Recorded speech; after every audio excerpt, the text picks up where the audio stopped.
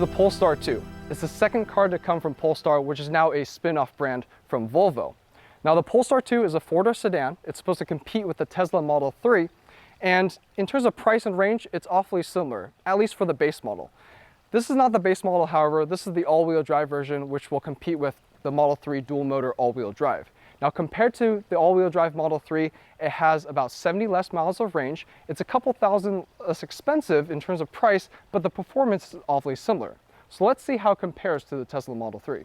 Now, this also has the performance package, which adds suspension upgrades, as well as the gold brake calipers that we like so much, these fabulous gold seat belts, and gold valve cover stems. By default, all EVs feel very sporty. They all have that responsiveness to it that a gas engine just can't mimic. In terms of how the Polestar 2 specifically drives, it's pretty good. Starting with the steering is relatively accurate. It has very good communication through the steering wheel. There's also very little dead spot on center.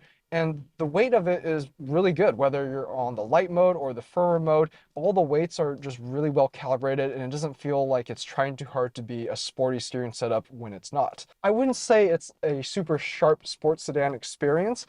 I think part of it is because the car is relatively heavy. This dual motor model is roughly 4,600 to 4,700 pounds, which is definitely on the heavier side, even by EV standards. It's quite a bit heavier than the Model 3. The chassis of the car is pretty well calibrated. It's able to stay pretty level through most corners.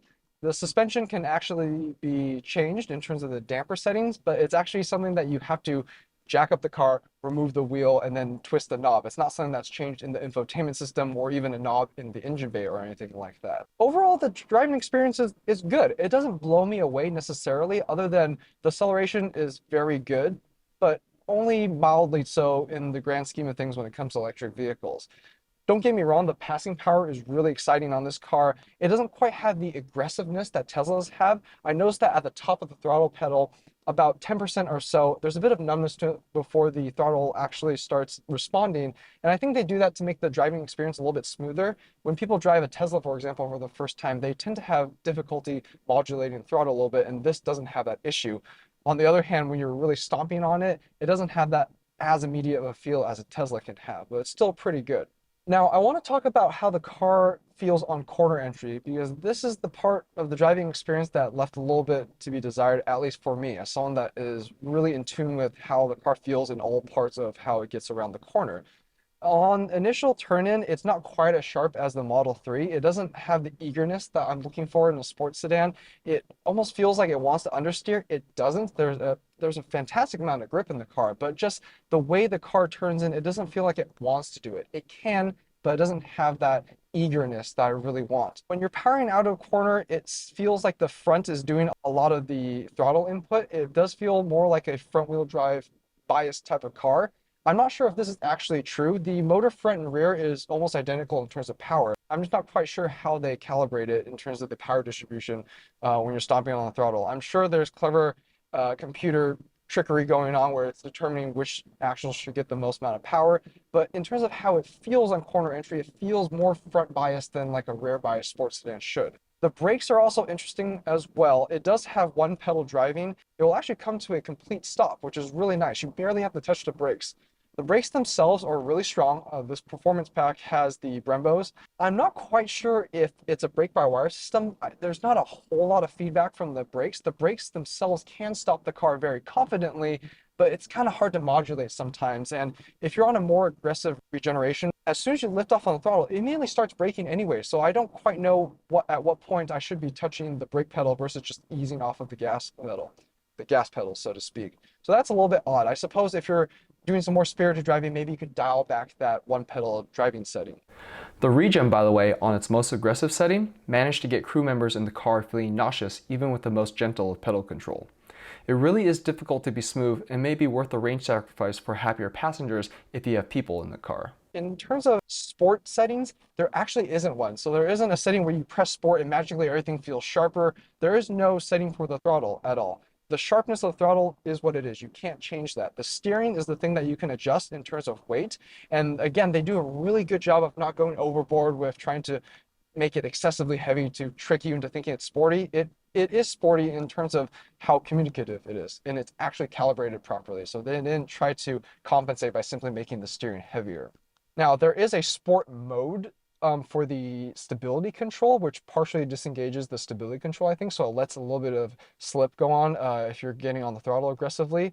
But beyond that, again, there's no sports setting for the rest of the car. It is just by nature on the sportier side. That kind of brings us on to our next point. If you remember back in the day, Polestar used to be a destination for the sportier variations of Volvos. You had the V60 Polestar wagon, which was really exciting. It didn't even last very long, but it was basically kind of Volvo's attempt for like an M division or an AMG division. And then a couple of years ago, they spun off the Polestar brand name as the electric performance brand. This is something that our crew has actually talked extensively about when we were reviewing this vehicle and really trying to get the miles in and understand what this car is all about. When the first Polestar came out, the Polestar 1 was a two-door that was supposed to be very sporty and aggressive, and it was actually a hybrid system. So although Polestar is supposed to be a performance electric brand of Volvo, the first Polestar model was actually a hybrid. It was a true hybrid system, and it was very fast. It's actually quicker than this vehicle. But we thought that that was going to be kind of the template of what Polestar was going to be about, creating these really special sporty vehicles that have a little bit of electric technology. Well, then they came out with the Polestar 2. It's a four-door sedan and it's an electric car. Is it the sportiest thing in the world? I'm not sure that it is, to be honest with you. I genuinely enjoy how the Tesla drives a little bit more. The Tesla has sharper steering. Again, not to say that this is bad, but the Tesla just has a little bit more information through the steering wheel. And then the Model 3 also has a faster steering rack as well. So it has that eagerness on turn-in. With that said, with the wrong tires, that car also suffers a little bit of understeer on turn-in, just like this car has. But with that faster steering rack, it just makes the car feel a little bit edgier and really lives out the sports sedan name a lot better. So in terms of where the Polestar 2 sits in the competition, the base model competes with the base Model 3 pretty well, actually, in terms of price, performance, range, all that. When you get to the dual motor, though, there's some choices that you have to make. The dual motor Polestar 2 will be similar performance to the Model 3, but it has about 70 miles less range, and that is something to consider. That is not a small amount. That said, the Model 3 is a little bit more expensive and also doesn't have quite the same tax incentives that the Polestar has, because the Polestar still has that full $7,500 federal tax credit. EPA ranges for electric vehicles is kind of a tricky thing right now. Some manufacturers are a little bit more realistic, others are a little bit more optimistic. For example, in this car, whatever it estimates on the GPS, when you set it to go to destination, the percentage remaining at the destination is actually pretty accurate. I've found it to be, generally speaking, within 1% of its estimate. Tesla, I've always found, no matter what model I've driven, it's always been optimistic. That can be tricky when you're trying to shop for an electric vehicle. I mean, how else are you going to compare? You have to trust the EPA rating. And it's just kind of difficult when you can't do that, when you have to look at multiple testimonies about how people are actually driving their vehicles, what the actual range that they're getting. It can be challenging. So if range is a concern and you're directly looking at the EPA figures between this and the equivalent Model 3, rest assured that the EPA range is fairly accurate. When we're looking at range differences, a lot of people immediately look to Tesla as the range leader. It's important to get more real world numbers to reference those EPA numbers. For example, when the Porsche Taycan came out a couple of years ago, a lot of people criticized it for being significantly more expensive than an equivalent Model S while offering almost 100 miles less range. Well, multiple people tested them side by side, and Car and Driver, I think, even did a comparison between the two, running the exact same route, doing the exact same traffic at the exact same time and all of that. And although the Taycan had about 100 miles less EPA range, in the real world, it was only about a 10-mile range difference between the two cars, meaning that the estimate for the Taycan was significantly more realistic. Therefore, you're not making a huge range sacrifice when you're going with the Porsche option. So that's something to consider when you're shopping for an electric vehicle. Now, in terms of acceleration, it does 0 to 60 in 4.5 seconds, which is pretty quick.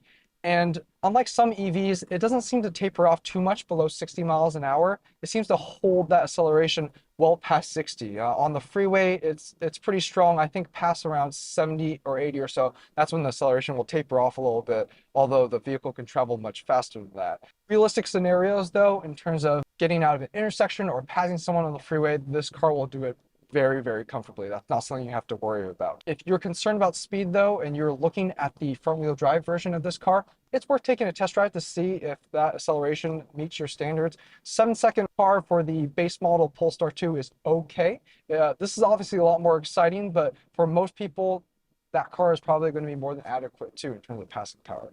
When it comes to daily livability, I have some mixed thoughts. The way it drives makes the day-to-day driving very exciting. And that's why I like owning a fun car, not just a boring commuter car. Even my commuter car should be something that is fun to drive. And because it's an electric vehicle, that part is pretty easy. In terms of livability, though, there's a couple of things in here that I'm not entirely sure about. Starting with visibility, it has a massive D-pillar, so it's really hard to see out of. It has a very small window out back, so you can't really see much out the rear view mirror. It doesn't have a fancy rear view camera thing on the rear view mirror. That would actually be very useful because you can't see a whole lot out the back. It has blind spot monitoring, so that helps a little bit. But in terms of the comfort, the seats, first and foremost, are excellent. Basically, every Volvo I've been in have had excellent seats. The 20-year-old Saab that I have also has excellent seats. The Swedes just know how to build excellent seats, so that's good. This specific car doesn't have the leather option. It has this kind of fabric textile material that's supposed to be water resistant. It's the vegan option if you want to go that route. And it's okay. It's a little bit scratchy. It doesn't have the touch comfort that I'm looking for, but I kind of like it in terms of something that I don't have to worry about scratching, because the leather option is like this very soft, supple leather, and I'm just not a huge fan of that leather in terms of long-term use. It's great on our press cars, and it feels great when they're brand new. Over time, they kind of wear out, and that experience is just not as great as having something like this durable textile material. The center console, though, is kind of where things go amiss here. First of all, the center console is quite high. A lot of the design elements inside here come from the gasoline version of this car, which is the Volvo C40 and the Volvo XC40. I think the C40 is kind of like the coupe version of that. The XC40, based on its model designation, is the smallest SUV that Volvo offers. And on the Volvo side of things, those cars come in either an electric only model or a gasoline model. There's so many elements in this vehicle that come from gasoline engine design. And what I mean by that is it has this really tall center console here. Traditionally, that would be for drive shaft, exhaust tunnel, that type of thing. But because it's electric, it doesn't need that. But they didn't get rid of those elements. There's still a rear hump in the back, which makes the center seat in the back almost useless. The passengers on the side don't have a lot of room either, and the low roofline really cuts into the headroom. The center console here is just too high. There's only one cup holder up front that's normally accessible, and you have to choose between this cup holder or having an armrest. There is a second cup holder here, which only is accessible if you open this cubby all the way up and you flip this back over. I don't get it. You buy a Swedish car because it's been thought out and has these little touches that show that someone was really thoughtful and intentional about the design. And this just doesn't feel that way. It doesn't have that Swedish flavor that I'm looking for if I'm going to go the Swedish route, right? If we're talking about EVs, it's very easy for someone to take a look at specs, say, I want to have a Tesla. You would buy something like this, the Polestar, to have a little bit more of a left field approach. But that left field approach has to make sense. It has to be beneficial in some way, and I'm just not seeing it in a lot of elements in this interior. In terms of NVH, I think it is a little bit quieter than a Model 3. My brother, who has had a Model 3 for several years now, said the same thing when he rode in it. He liked how quiet it is. Ride comfort is also a little bit better, even though we have performance pack suspension in this car. It seems to be more refined over bumps, so that part is good. But in terms of everything else, the materials in here aren't actually that impressive. I think in a Volvo it is actually slightly better, which leads me to believe that Polestar isn't supposed to be on par with Volvo quality necessarily, or even above that, but maybe possibly a step below that. As of this model year, they actually dropped the Polestar 2 by $14,000 to $15,000 depending on your configuration. So that price point makes a little bit more sense. In previous years, I think it would have been a little bit more difficult to recommend a car like this. I think overall it's put together quite well, but there's certain pieces of materials that are just a little bit rough. And that includes places that I'm putting my arm on. This armrest right here on the door here isn't quite as soft as a Model 3, and that's not a high bar to begin with. A lot of people criticize Tesla for having very mediocre build quality, and to have an interior here that doesn't blow me away even when compared to a Tesla is kind of a missed opportunity for Polestar to kind of prove themselves as a reason for you to buy this over the standard competition. There's other things as well, such as the center air vents. Because it has this vertical screen right here, which I actually enjoy, and we'll get to that in a little bit, they had to put the center air vents behind it on the dash, and it kind of points upwards, and it doesn't really blow air into your face. I'm just not quite sure who was doing the thinking behind this. Again, I generally really like Volvo interiors, and they are a little bit different than the traditional German interiors. That's because they have little touches that just makes sense and it makes you like it, even though it's a little bit different. Different isn't always good. It has to be functional. It has to have some type of advantage. And I'm not seeing a lot of that in here. There's just so much wasted space that could be used for storage being an electric vehicle, but it just doesn't have it. And I'm very confused why they went this route. It feels like this car and how it's designed is somewhere in between the traditional Mercedes or Lexus with a bunch of buttons and all that traditional car design, we'll call it, and the super minimalistic Model 3.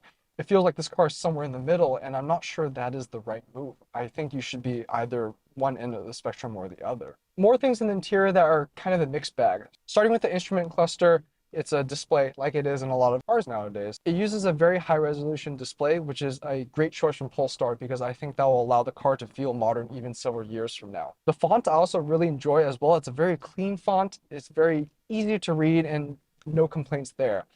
In terms of the information that it shows, it's overall good. You can actually put the navigation information right on the center console here, which is really nice. It's really informative and allows you to not have to take your eyes off the road for as long. So that part is great. There's another mode on here though. When you take it out of the navigation mode, it makes the speed a little bit bigger and other information a little bit bigger, but there's a lot of wasted space on here and I'm just not quite sure why I wouldn't utilize that space a little bit better. I can't remember if you can even put music on here. We tried several times to see if you can display your music information and I couldn't seem to do it. Maybe I'm missing a menu or something like that. It doesn't even pop up song information when you skip to a new track, let alone leave the song information up. So again, just a lot of space up here that's not well utilized. I will say I generally enjoy the control stalks on this car. I don't think they're super intuitive, but I'm glad there are physical ones because I'm so tired of driving cars like the Tesla where I have to fumble around trying to turn on the wipers. And yes, it has auto wipers, but they don't work a lot of the times. And so to be able to use the wipers really quickly without thinking, I do enjoy that. I do enjoy that aspect of not trying to make it minimalistic. I like having physical buttons for that. Now, speaking of buttons though, we looked at the center here in front of the gear shifter. There are a couple of buttons that you can control right here, which is the hazards, the play pause button, the volume knob, the front defroster, and the rear defroster. And the volume knob has a really great click to it. And it's also really beautiful. It has like this kind of diamond cut pattern that we've seen on Volvo products before. The whole thing is placed kind of poorly though, because it's in front of the gear shifter and ergonomically, it feels like you have to reach over the gear shifter to get it. There's not a great angle to grab the volume knob. My complaint with these buttons up here though is that it's actually capacitive. And so if you are wearing gloves or something like that, just like on your phone screen, you cannot operate those buttons. It's just odd to use for one, and two, you can't feel for the buttons. You have to actually look at it to press them correctly, which is kind of annoying. I don't know why manufacturers keep moving towards trying to put buttons that are touch sensitive rather than just a physically pushing button. It's nice that the steering wheel has buttons that are pushable because it would be pointless to have to look down the steering wheel just to press a button. Instead, if it's clickable, you can feel for it and you can keep your eyes on the road, which is the point of having buttons here so you can keep your hands on the steering wheel and stay safe. The vertical tablet thing I actually kind of enjoy. It's actually an Android system. I believe it runs something called Android Automotive OS, which is a specific version of Android catered towards cars. And this is something that a couple of manufacturers are doing. Volvo is starting to do it on a couple of their cars in their actual lineup, not just Polestar. Lucid as well uses that for the infotainment system. And I think it's kind of neat, mostly because Android is going to be better equipped and have more experience developing something that's user-friendly compared to the standard auto manufacturer who has a much smaller team of people and is only developing that system for their specific car. I think it's a really smart thing to do. On top of that, there's even an app store that you can access. There's a Google Play Store specifically for apps written for automotive Android OS.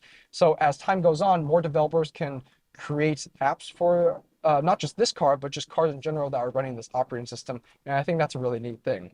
With that said though, in terms of vehicle functions, there's sometimes too many presses needed. The home screen is kind of customizable. You can't do a split view, which I find kind of confusing.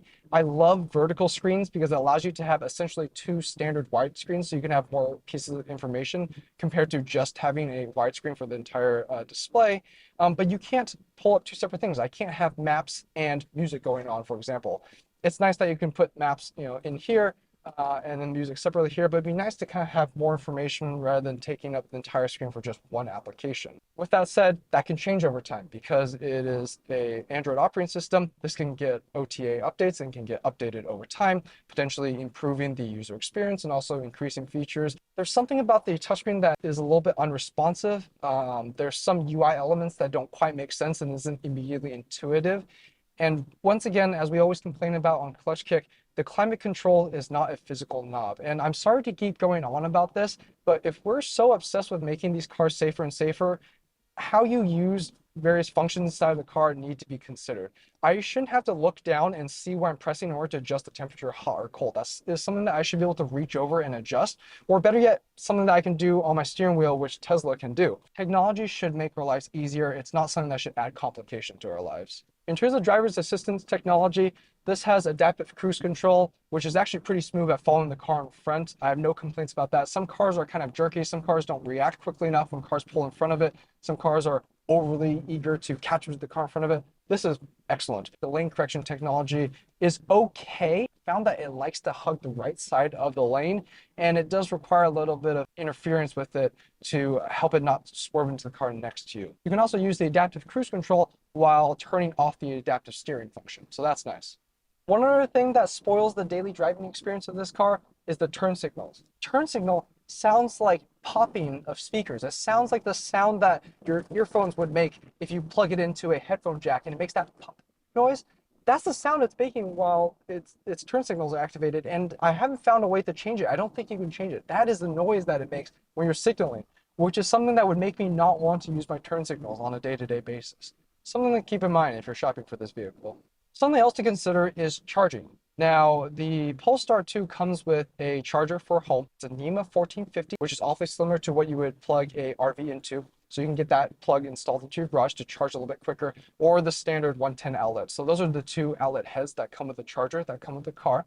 Now, in terms of fast charging, the advertised speed for that is 150 kilowatts. These numbers are just theoretical. When I was charging this on the fast charger, it showed 150 kilowatts of charging, and after a couple minutes, it quickly dropped to about 70 or 80, which means that 150 kilowatt charging is almost irrelevant because it's barely going to be sustaining that fast speed. And that's why it's important to hear about people's actual usage experience, because then you're going to actually see how it will really charge in the real world, not just theoretical high performance figures. Overall, would I recommend the Polestar 2? I think it really depends, and it's going to be a personal choice for you. It's probably going to be for someone that really enjoys the exterior styling over the Model 3. This has a very attractive front end, which is no surprise because it looks like a typical Volvo. I personally don't understand the styling in the rear. I think it looks really bloated, but my Instagram poll suggested about 60% of people actually like the rear. So there's that. Me personally, I have to say I like the Model 3 a little bit more. And I say this as someone that has worked at Tesla, but actively tries to persuade people to not buy a Tesla. Mostly because of things like the buying experience, the wait time, the servicing experience. All of those things make Tesla ownership hard to recommend and kind of spoils the overall joy of driving a Tesla. The car in and of itself is really great, but it's every other aspect of the ownership experience that kind of struggles a little bit. With that said though, the Tesla is just a better electric vehicle overall. Price for price, it's generally going to have better performance, better range. For me, if I'm going to get an electric vehicle, I want something that can do the range that I'm looking for, that can do the long distance trips without having to stress about where and when I'm going to charge. For me, the Polestar 2 is a hard sell. It's not significantly less expensive than a Tesla. It's not significantly quicker than a Tesla. It doesn't have significantly more range than a Tesla. And because it's not a Tesla, it's not going to have access to their wide supercharger network, which means you have slightly fewer options when it comes to charging on a road trip. So the person that's going to buy this car is going to be someone that likes the more left field design. For me, it's just not the choice that I would make. With that said, we live in this amazing era where we have so many different electric vehicle options nowadays. If you're okay with not getting something from a fancy brand like Tesla or Volvo or even BMW, Kia, Hyundai, Ford, Toyota, Subaru, they're all coming out with electric vehicles that may fit your need and your preference. And that's the great thing about what Tesla has done trying to push EVs into the market, is it's pressured everyone else to start to catch up. If this is not your first choice, you're not stuck with it. You don't have to make compromises. You can find the electric vehicle that fits what you are looking for. And that is a pretty neat future that we're driving into.